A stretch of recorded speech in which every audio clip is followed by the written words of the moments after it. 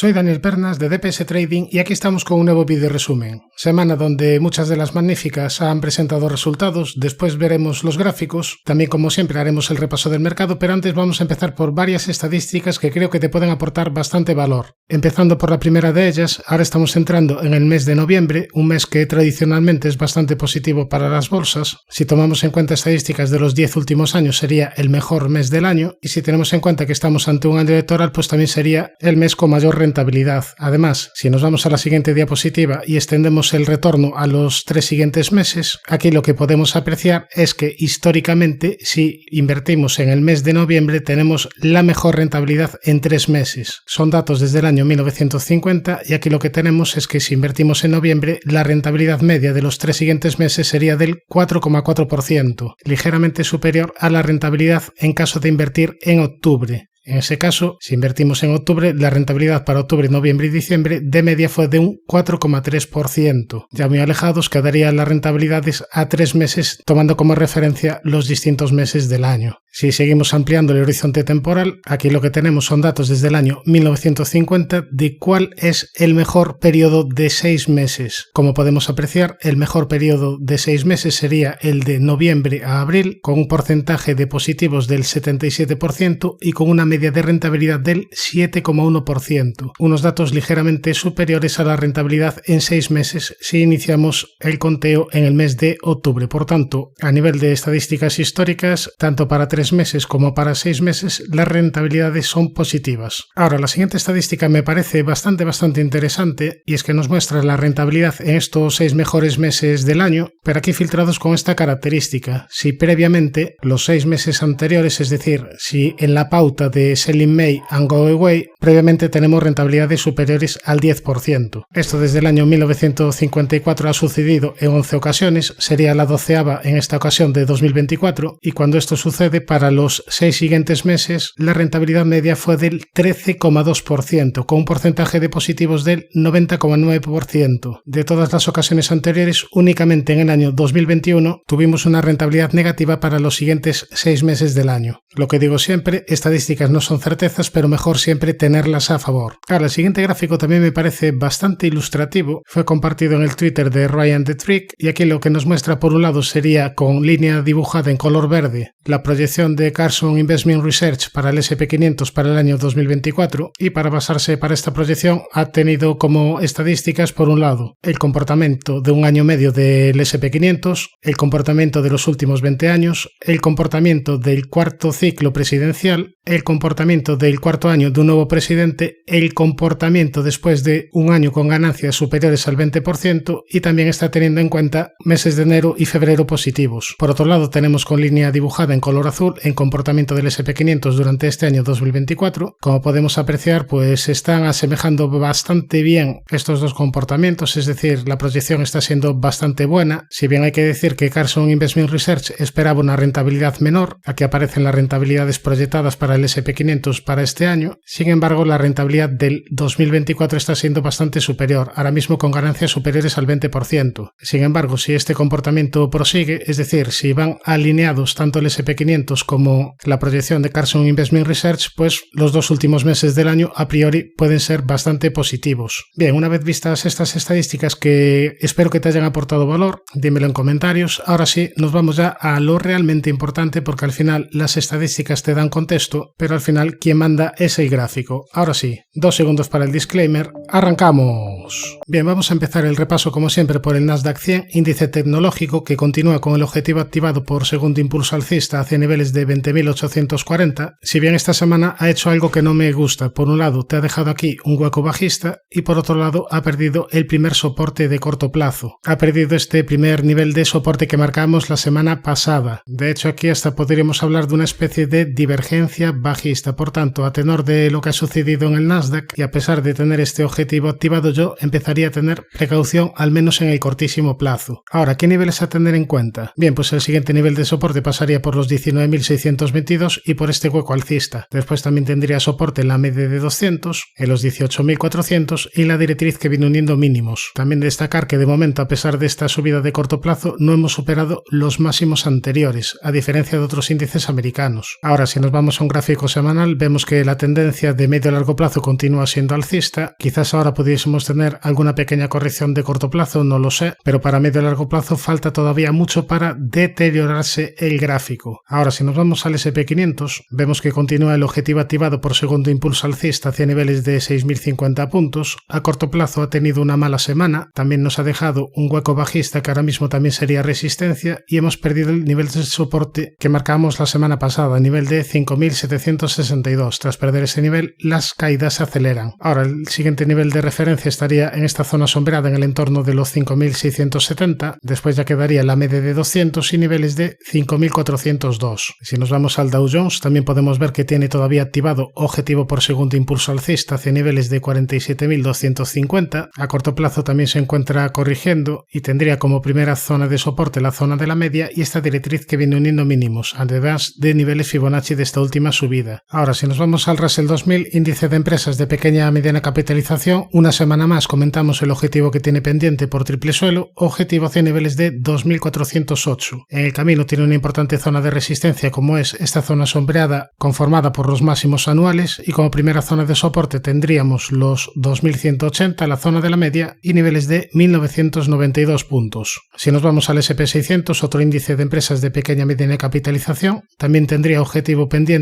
en este caso por doble suelo hacia niveles de 1.572 y además en caso de superar zona de máximos históricos en niveles de 1.477 activaría un objetivo más ambicioso hacia niveles de 1.940 puntos por segundo impulso alcista. Ahora, si nos vamos a Europa, vamos a empezar por el DAX alemán. Aquí todavía estaría pendiente un gran objetivo por segundo impulso alcista que estuvo a puntito de cumplir, se quedó unos pocos puntos. El objetivo sería llegar a la zona de 19.720. Ahora en el corto plazo ha venido corrigiendo tras la activación de un pequeño doble techo, a partir de ahí han venido caídas y como primera zona de soporte a vigilaría los 18.911, la zona de la media y ya para medio largo plazo muy importantes niveles de 17.024 puntos. Si nos vamos al Eurostoxx, también tendría pendiente objetivo por segundo impulso alcista hacia niveles de 5.300 puntos. Eso sí, si ampliamos el zoom, aquí habíamos hablado que había activado otro segundo impulso, en este caso más pequeño. Este segundo impulso ya se podría dar por anulado y ahora como zonas a vigilaría los 4.732 y el 61,8 que pasaría por zona de 4.700.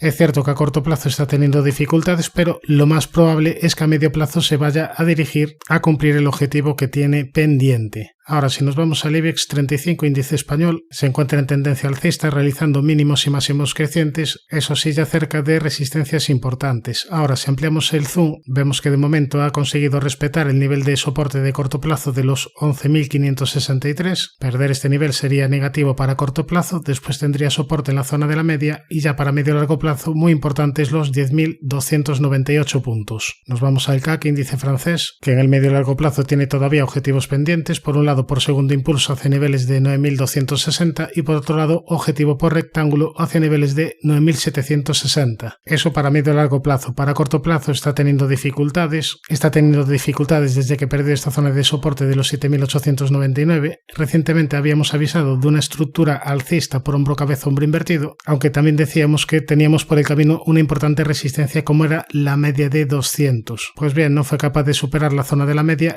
en todo momento siguió con pendiente negativa y tras perder este mínimo el objetivo estaría anulado. Objetivo anulado, objetivo no cumplido. Mayormente los objetivos que comentamos en el canal se vienen cumpliendo. Si llevas tiempo siguiendo el canal seguramente puedas dar fe de ello, pero es un poco lo que repito siempre, no hay certezas. Aquí lo máximo que puedes hacer es poner las probabilidades a favor, pero dentro de esas probabilidades hay algunas veces que no aciertas. En este caso el objetivo se ha anulado y como digo siempre también, siempre que abras una estrategia tienes que tener ser un punto de salida, porque no todas se van a cumplir. Bien, por tanto, CAC francés a medio y largo plazo soy positivo porque tiene todavía estructuras pendientes alcistas. A corto plazo hay que seguir teniendo precaución porque la media baja, y cuando la media baja, la media se convierte en resistencia. Daría una señal positiva en caso de superar los 7.804 y en caso de que la media pase de estar en fase descendente a girarse al alza. Nos vamos al MIB italiano, que está ahora mismo cotizando a niveles de marzo, es decir, en estos 8 últimos meses no ha hecho prácticamente nada, se está moviendo bastante lateral. Tendría primera zona de resistencia los 35.277 y después zona de máximos anuales en niveles de 35.474. Primera zona de soporte la media, los 33.128, 32.973 y este hueco alcista. Respecto al Nikkei, índice japonés, continuamos con el objetivo alcista activado por segundo impulso hacia niveles de 43.100 aproximadamente, un objetivo alcista que yo daría por anulado en caso de perder esta zona de soporte importante de corto plazo, en caso de perder zona de 35.651. Esta es una referencia bastante importante de corto plazo porque además en caso de perderla activaría una especie de hombro cabeza a hombro. En todo caso perjudica su aspecto técnico, repito, si pierde 37.651. Después ya tendría soporte en los 35.247, niveles Fibonacci de esta última subida, y en niveles de 31.156.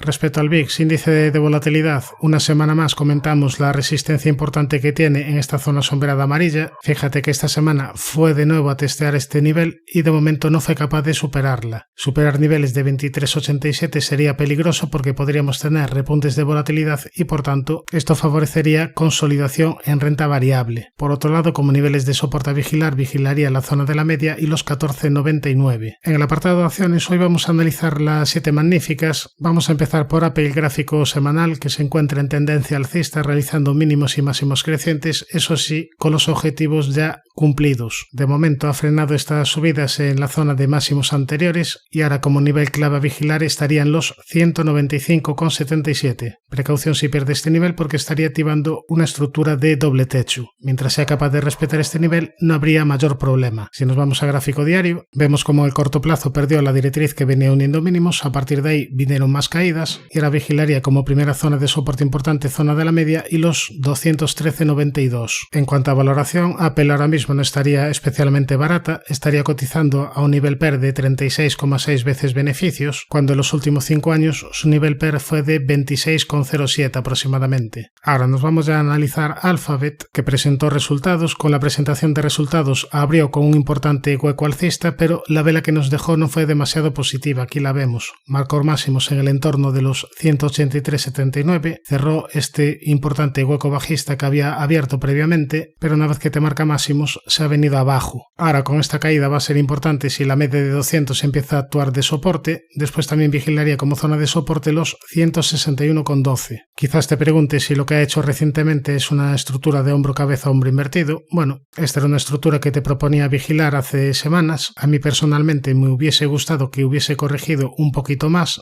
El segundo hombro para mí queda un poquito desproporcionado, pero tampoco sería una locura considerar esto un hombro cabeza hombro invertido. En todo caso, para mí ahora mismo la clave sería que la media de 200 empiece a actuar de soporte. Ya en cuanto a valoración, Alphabet estaría cotizando a un nivel PER de 22,9, un nivel bastante justo. Yo diría que un nivel PER incluso hasta atractivo. Si tenemos en cuenta el PER de los últimos 5 años, Alphabet estuvo cotizando de media a 25,04 veces beneficios. ¿Es ahora mejor compañía Alphabet que hace 5 años o es peor compañía? Para mí es mejor compañía, aunque tenemos el riesgo de la inteligencia artificial que veremos cómo se concreta. Aquí quizás la menor valoración se explica porque el mercado tiene miedo de que pierda sus ventajas competitivas a raíz de la inteligencia artificial. Yo personalmente creo que está bastante bien posicionada, pero torres más altas han caído en la historia. Lo iremos siguiendo. Volviendo al gráfico, si nos vamos a un gráfico semanal, vemos que nos ha dejado resistencia en los máximos de esta semana en los 183,79 y tiene una zona de soporte bastante importante en semanal en niveles de 148,20. De momento la tendencia es alcista con la media de 200 en semanal en fase ascendente. Ya nos vamos a Amazon, vamos a empezar por gráfico semanal, aquí lo tenemos, gráfico alcista, mínimos y máximos crecientes, primera zona de soporte importante, la directriz azul que viene uniendo mínimos, y soporte también importante los 151.61. Como única zona de resistencia tendríamos los máximos anuales que serían máximos de la historia, estamos hablando de niveles de $201,20. Si nos vamos al gráfico diario vemos que en la sesión del viernes nos ha dejado un importante hueco alcista que sería positivo que no se rellenase, aunque de momento tras la aparición de este hueco no fue capaz de superar el máximo anterior. Aquí tenemos resistencia como hemos dicho. Como primera zona de soporte vigilaría el propio hueco alcista, la zona de la media, los 180,25 y ya las comentadas zonas de soporte de medio largo plazo. En cuanto a valoración,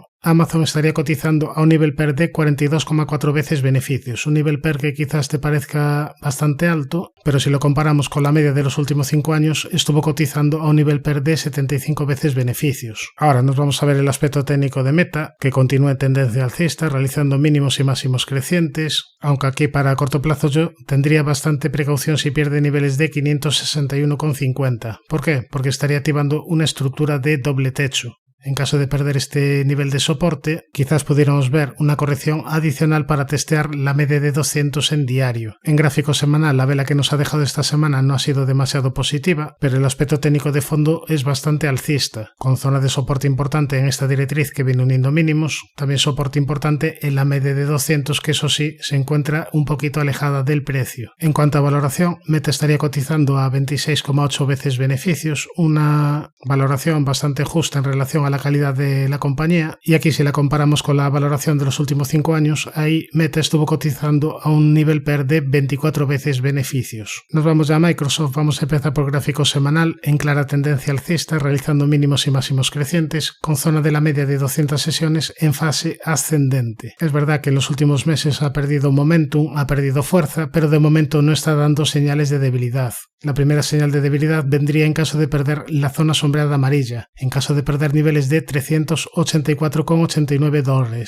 Si se pierde este nivel, lo más probable en ese escenario sería ir a testear la media de 200 semanal. Si nos vamos a gráfico diario, vemos que la media de 200 está plana, eso sí, tras la presentación de resultados está dejado aquí un hueco bajista importante que sería interesante que se rellenase para disipar los peligros. Quizás lo que esté realizando Microsoft es un movimiento lateral, a nivel de cotización no está especialmente barata, está cotizando prácticamente a 34 veces beneficios, ligeramente superior a la cotización de los últimos 5 años, cuando estuvo cotizando a 31 veces beneficios. Se trata obviamente de una grandísima compañía, pero quizás ahora mismo no sea el mejor timing de entrada. Yo me esperaría que diese nuevas señales alcistas o me esperaría a una corrección a la zona de la media de 200 semanal, por ejemplo. En definitiva, me esperaría a un mejor timing de entrada. Nos vamos a Netflix, gráfico semanal en clara tendencia alcista, aquí lo vemos con fuerte rebote desde niveles de 162 a niveles de 773. Ahora tiene cierta resistencia en esta directriz que viene uniendo máximos y como primera zona de soporte tendríamos este hueco alcista y la zona de la media. En cuanto a valoración estaría cotizando prácticamente a 43 veces beneficios, inferior a la media de los últimos 5 años de 56 veces beneficios. Ya si nos vamos a Nvidia, aquí tenemos el gráfico diario, donde podemos apreciar que recientemente se superaron los máximos anuales que eran máximos de la historia, aunque fue superar zona de máximos y aquí activarte una especie de doble techo de corto plazo, a partir de ahí caídas. De momento la tendencia es claramente alcista, con primera zona de soporte importante la media y ya soporte muy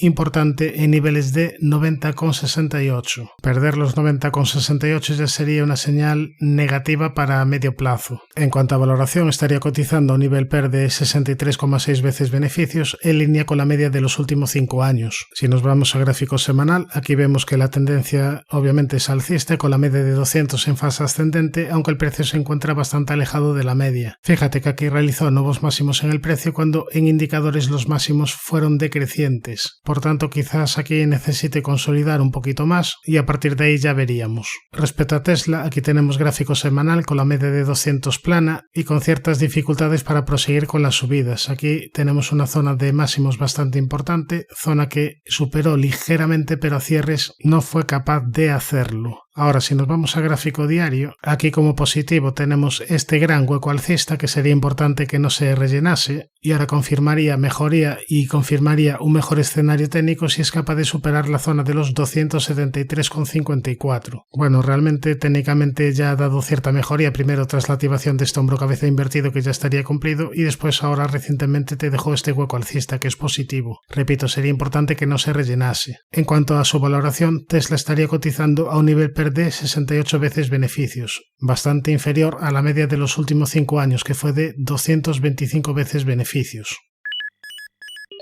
Suscríbete al canal si te ha gustado toda esta información y no te olvides de activar la campana para no perderte ningún vídeo. Un saludo, mucha precaución y buenas inversiones.